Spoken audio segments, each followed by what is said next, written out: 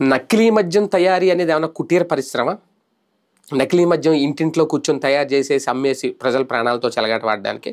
కొద్ది రోజుల క్రితం తెలుగుదేశం పార్టీకి సంబంధించిన ఒక వ్యక్తి ఇంట్లో ఒక ఏటీఎం మిషన్ లాంటిది పెట్టుకొని ఆ మిషన్లోనే మద్యం నకిలీ మద్యం సరఫరా చేసేసి బాటిల్ సీల్ కూడా వేసేసి దాని మీద లేబుల్స్ వేసేసి అవి మార్కెట్లో విడుదల చేసేసి వైన్ షాపుల్లోనూ బెల్ట్ షాపుల్లోనూ అమ్మేస్తున్నారని ప్రచారం చేశారు కదా, జరిగింది కదా.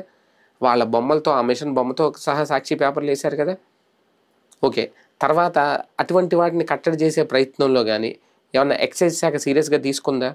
తీసుకుని ఉంటే ఈరోజు ఈ నకిలీ మద్యం ఫ్యాక్టరీ అనేది ఒకటి ఉంది అనేది బయటపడేదా? అప్పుడే దాన్ని కట్టడి చేసి ఉంటే ఇప్పుడు బయటపడింది ఈ వ్యవహారం.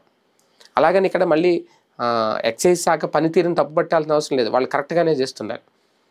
కాకపోతే ఏంటి అంటే ఇలాగ ఎక్కడ పడితే అక్కడ వీళ్ళు సొంతంగా ఫ్యాక్టరీలు పెట్టేసుకుని ఆ స్థలం లీజుకి ఇచ్చిన వ్యక్తి ఏమో ఎప్పుడో లీజుకి ఇచ్చారు, అందులో ఏం పెట్టుకున్నాడు నాకు తెలియదని చెప్పడం, పొంతలేని సమాధానాలు చెప్పడం, ఇవన్నీ చూస్తూ ఉంటే అధికార పార్టీని తప్పట్టడానికి అయితే ఏమీ లేదు ఇక్కడ. ఎందుకంటే పార్టీకి పెద్దలకు తెలిసి అయితే ఇలాంటివి జరగవు. కానీ కింది స్థాయి వ్యక్తులు మన పార్టీయే కదా అధికారంలో ఉంది, మన నాయకులు ఉన్నారు, ఎవరిని వస్తే చూసుకుంటారులే అనే ధీమాతో ఇలాంటి ఇల్లీగల్ వ్యవహారాలు, ఒక రకంగా చెప్పాలంటే అడ్డదారిలో అక్రమంగా అక్రమార్జన డబ్బు సంపాదించాలనే ఆలోచనతో ఇలాంటి నకిలీ ఫ్యాక్టరీలు, అందులోకి ఇది ప్రజల ప్రాణాలతో కూడా చెలగాటం.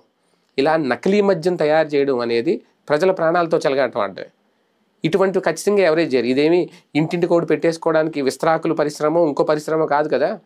ఎవరు పడితే వాళ్ళు ఒక ఫ్యాక్టరీలు పెట్టేసుకుని మద్యం తయారు చేసి అమ్మేయడానికి ఇదేమన్నా కుటీర పరిశ్రమ. కాకపోతే ఇక్కడ ఇటువంటి వాటి మీద ఎక్సైజ్ శాఖతో పాటు ఇంటెలిజెన్స్ కూడా ఎప్పటికప్పుడు చంద్రబాబు నాయుడు గారికి ఇచ్చే నివేదికలు ఏవైతే ఉంటాయని చెప్తున్నారు, అందులో ఇది ఎలా మిస్ అయ్యింది, ఇలాంటివి ఎక్కడికక్కడ అక్రమంగా ఎమ్మెల్యేలు లేదంటే అక్కడ ఆ స్థానిక ఇన్ఛార్జుల అండదండలతో ఇలాంటివి నడుస్తూ ఉంటే ఎందుకు పార్టీ పసిగట్టలేకపోతోంది అనేది ఇప్పుడు చర్చ.